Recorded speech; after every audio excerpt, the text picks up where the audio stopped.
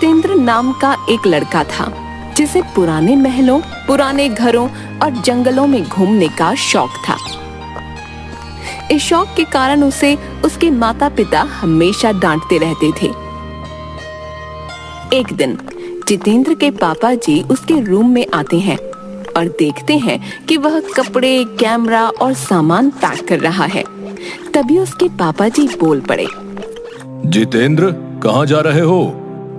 पापा, और कहाँ जाऊंगा, हिस्टोरिकल प्लेस और कोई नई जगह खोजकर वहां के इतिहास को देखूंगा। इसके बाद वहां पैरानॉर्मल एक्टिविटी को समझने की कोशिश करूंगा। तुमसे कितनी बार कहा है कि इन फालतू के झंझटों में मत पड़ा करो। किसी नेगेटिव चीज को छेड़ना अच्छा नहीं होता। पापा, ये मेरा शौक है, अभी नहीं करूंगा तो कब करूंगा? तेज बातों की आवाज सुनकर उसकी माँ भी आ जाती है। क्या हो रहा है? क्यों इतनी तेज गुस्सा हो रहे हो? और क्या होगा, पूछो अपने लाल से। खंडरों में जाएंगे भूत पकड़ने, अपनी जिंदगी से खिलवाड़ करने। यह सुनकर माँ गुस्से में, तू कहीं नहीं जा रहा है? कुछ आया कि नहीं समझ में? क्या कह रही हूँ मैं? अरे माँ, मैं अकेले थोड़ी न जा रहा हूँ, मेरे साथ दोस्त भी जा रहे हैं। अब बच्चा तो नहीं हूं ना।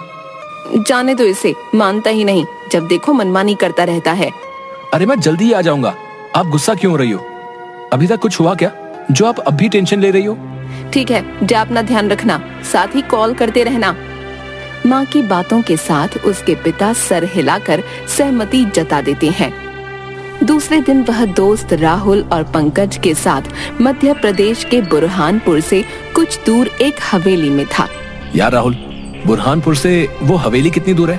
पंकज बीच में ही बोल पड़ता है, मैंने सुना है कि उस हवेली में कोई साया है, क्या ये सच है? जिस हवेली में जा रहे हैं वो बुरहानपुर रेलवे स्टेशन से 60-70 किलोमीटर है। हाँ पंकज, वहाँ के लोग कहते हैं कि उस हवेली को एक ही रात में जिन्नात ने बनाया था। यार कुछ भी, हम लोग कितनी जगहों पर गए, कभी कुछ मिला है? हवेली पर भी कुछ नहीं मिलेगा। मैंने सुना है कि वहाँ पर रखवाली के लिए किसी को रखा भी गया है। हाँ यार, सुना तो है। तुम दोनों की ये बड़ी खराब आदत है, तुम दोनों सुनी सुनाई बातों पर विश्वास करने लगते हो। चलो वहीं चलकर देखें कौन है जिन्नात।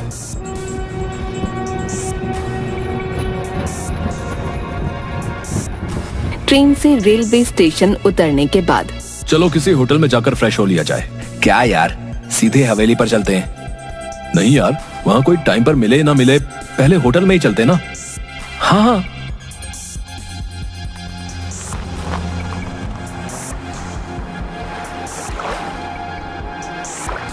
फिर तीनों होटल में जाते हैं। वहाँ भी हवेली की बातें में वो बात कर रहे होते हैं।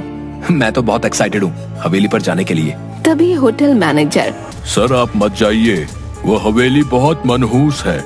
जो भी गया और रात में रुका तो कभी वापस नहीं आया। तभी जितेंद्र रोकते हुए, क्या फालतू की बातें कर रहे हो? कभी गए हो वहाँ? फालतू की बातें करते हो।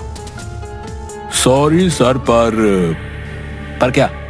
जाओ यार यहाँ से, फालतू में डराओ मत। मैनेजर वहाँ से चला जाता है। तुमने उसे इतना बेमतलब डांट दिया, ये गलत है भाई। पंकज भी हाँ में सिर हिलाता है। हाँ यार, यहाँ से जाते हुए उनसे माफी मांग लूंगा। माँ और पापा का गुस्सा इन्हीं पर उतर गया। तैयार होने के बाद कैब बुक कर लेते हैं। कुछ देर बाद कैब आती है और वो बैठकर जाने लगते हैं। रास्ते में पंकज रुकने को कहता है। जैसे ही गाड़ी रुकी वैसे ही एक बूढ़े बाबा आकर खिड़की के कांच पर जम से आकर ठोकते हैं। तीनों घबरा जाते हैं। आ गए तुम वापस, वो तुम्हारा ही इंतजार कर रही है। वो अभी यहीं है, कहीं नहीं गई। रे बाबा, इन्हें डराओ मत, अपने लोग हैं। पागल है बाबा। ड्राइवर कैब चलाने लगता है। पीछे से बाबा चिल्लाते हुए कैब के पीछे भागते हुए कहते हैं, बेटा मत जाओ वहाँ, मत जाओ वहाँ। हवेली पहुँचने के बाद गाड़ी वाला सिक्योरिटी गार्ड के पास छोड़कर चला जाता है। सलाम साहब, मैं निचांग, इस हवेली का गार्ड। हेलो निचांग।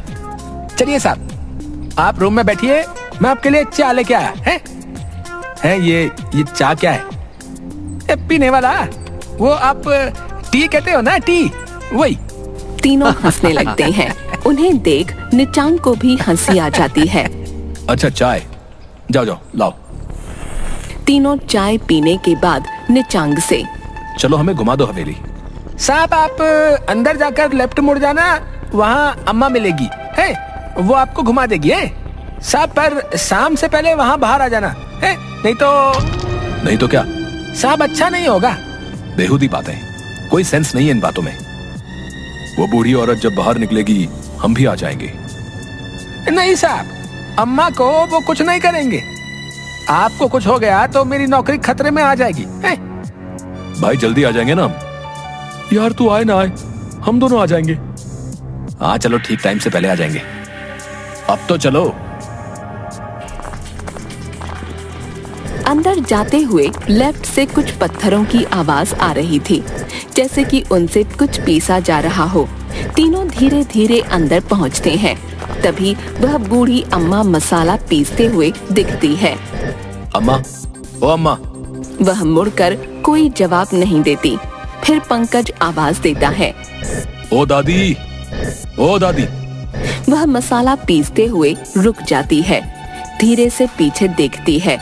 वह उस वक्त काफी डरावनी सी लग रही थी और कहती है, अच्छा इस बार बच्चों आप लोग आए हैं।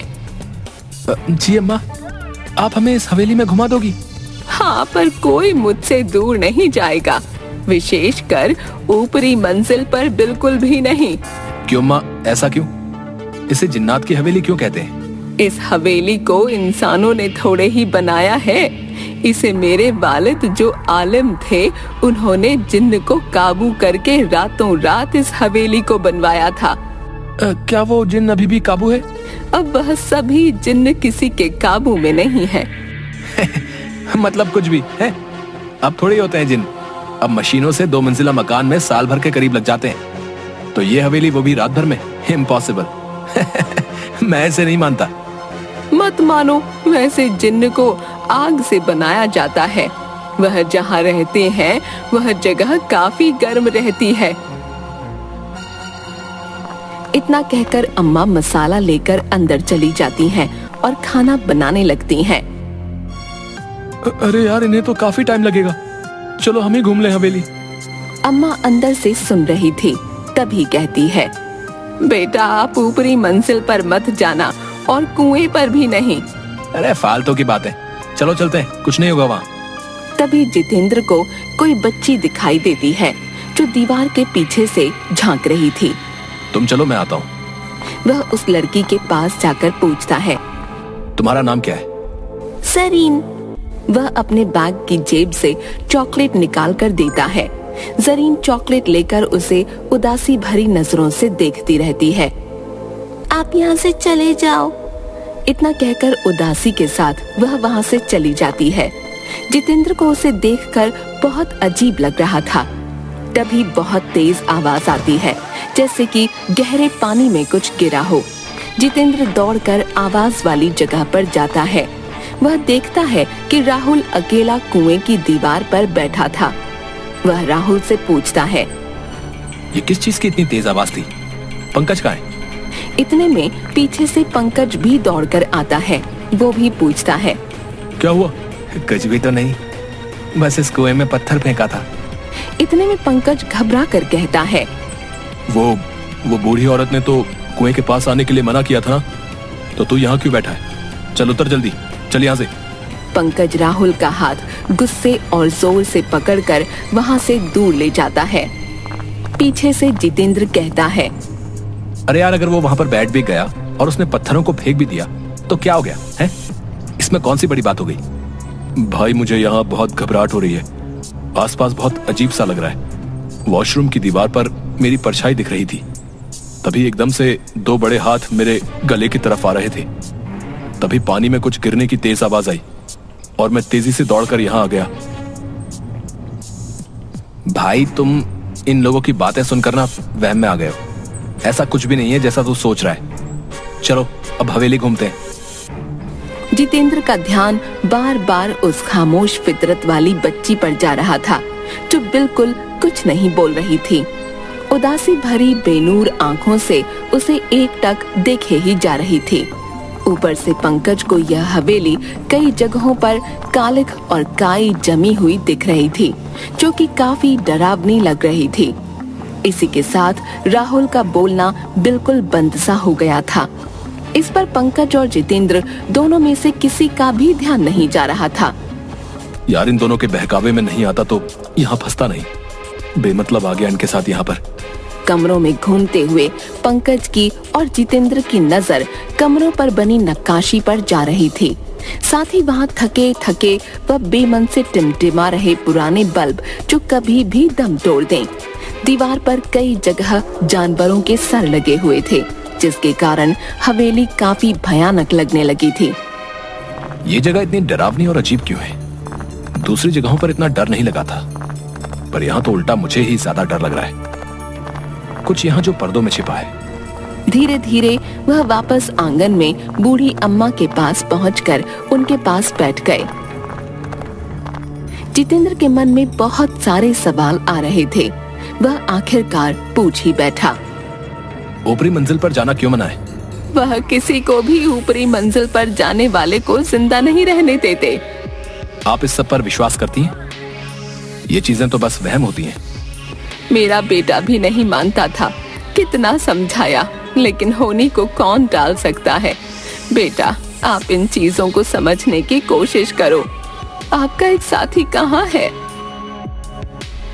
पंकज और जितेंद्र दोनों उसे ढूंढने लगते हैं।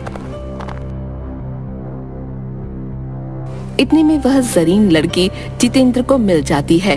वह उसे कहती है, आज बहुत भारी दिन है, आप कहीं नहीं रुकना, आप अकेले दोस्त के साथ वापस चले जाओ। मैं इस बच्चे की बात को क्यों नहीं समझ पा रहा हूँ? आखिर कहना क्या चाहती है? बेटा, आप क्या कहना चाहती हो? थोड़ी देर में आपका यहाँ से निकलना मुश्किल हो जाएगा। आप और आपका एक दोस्त, आप दोनों चले जाओ। जाने कब राहुल को ढूंढने ढूंढने में पंकज सबसे ऊपरी मंजिल पर पहुंच गया। उसे मालूम ही नहीं चला। उसे ऊपरी मंजिल के एक कमरे में काफी तेज रोशनी हो रही थी। उसने आवाज लगाई, राहुल तू है ना इस रूम में? मुझे डरा मत, कुछ बोल तो सही। अंदर से सिर्फ की आवाज आती है, जिसके कारण पंकज घबराने लगता है।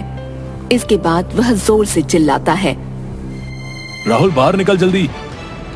पंकज की आवाज नीचे जितेंद्र के पास जाती है। वह समझ जाता है कि पंकज सबसे ऊपरी वाली मंजिल पर है। वह भी तेजी से ऊपर जाने लगता है। वह छोटी बच्ची उसे रोक लेती है। ऊपर पंकज गेट खोल लेता है और एक जोरदार चीख के साथ तेज रोशनी दिखाई देती है। फिर पंकज का शरीर धीरे धीरे नीचे आने लगता है, जैसे कि पानी पर तैर रहा हो। यह सब जितेंद्र की आंखों के सामने हो रहा था। एकदम से ये सब देखकर जितेंद्र वहीं बेहोश हो जाता है। जब वह आंखें खोलता है तो वो अपने आप को अम्मा के रूम में उनकी गोद में सर रखे पाता है। वह घबराकर बैठ जाता है और उठकर बाहर जाने लगता है। अम्मा उसका हाथ पकड़ लेती है। अब कोई फायदा नहीं है, अब रात हो चुकी है। तुम इस कमरे से निकलते हो तो तुम्हारा हाल भी दोस्तों जैसा हो जाएगा। देखना चाहते हो तो खिड़की के छेद में से देखो, खिड़की मत खोलना। जैसे ही वो बाहर देखता है तो उसके दोनों दोस्त दिखते हैं। एक अध जला और दूसरा पानी की वजह से फूला हुआ। ये कैसे हुआ? मैंने तुम्हें रोका था और कहा था ऊपरी मंजिल और कुएं पर जाना मना है। जो ऊपरी मंजिल पर गया वो जल गया, जो कुएं के पास गया वह पानी की वजह से फूल गया। जरीन, वो बच्ची कहाँ है? कौन बच्ची? जो मुझे ऊपर जाने से रोक रही थी। नहीं बेटा, यहाँ पिछले 40 सालों से कोई बच्ची नहीं है। जितेंद्र ये सुनकर बिल्कुल सुन्न सा रह जाता है। फिर वही लड़की को एक फोटो में देखता है। यही तो है वो बच्ची, यही तो है। यह मेरी बेटी है जो ऊपरी मंजिल से सीधे कुएं में जा गिरी थी, वही जिन्नों की वजह से। इसीलिए मैं यह हवेली छोड़ना नहीं चाहती हूँ। मुझे बाहर जाना है, हवेली से बाहर जाना है। सुबह होते ही मैं निकल जाऊंगा। बेटा, जो इस हवेली में एक रात में फंस जाता है फिर वो वापस नहीं निकल पाता। यही यहाँ की सच्चाई है। रात भर वो दोनों बैठे रहते हैं। सुबह होते ही जितेंद्र गेट खोलकर बाहर निकलता है। वैसे ही वो देखता है कि राहुल उसे आवाज दे रहा है। जितेंद्र, ओ जितेंद्र, यहाँ मेरे पास आ जा। ओ जितेंद्र, मैं यहाँ हूँ अंदर। फिर वह कुएं की दीवार पर बैठकर वापस अंदर कूद जाता है। फिर से यही रिपीट होता है। वह घबराकर मेन गेट खोलने की कोशिश करता है। वो गेट खुल तो जाता है, पर उसे गेट के उस तरफ वही दिखाई दे रहा होता है जो इस तरफ दिखाई दे रहा होता है, राहुल का कुएं में कूदना। कोई फायदा नहीं है बेटा, ये मेरे लिए हमेशा का है। बेटा अब बस कर दे। इतना कहकर अम्मा अपने काम में लग जाती है। जितेंद्र को उसके वही दोस्त बार बार दिखाई देते हैं। फिर उसे वही जरीन दिखाई देती है। वह उसे एक तरफ उंगली दिखाते हुए कहती है, जाओ, आखिरी बार और आखिरी मौका, अब और न मिले मौका।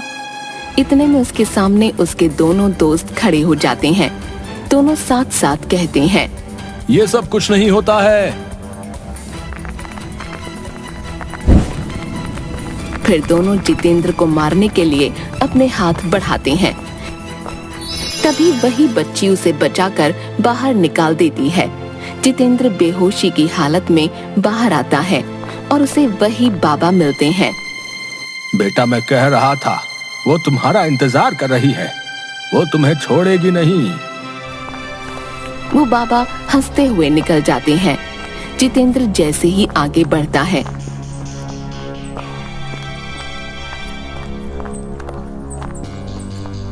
उसे एक गाड़ी दिखती है।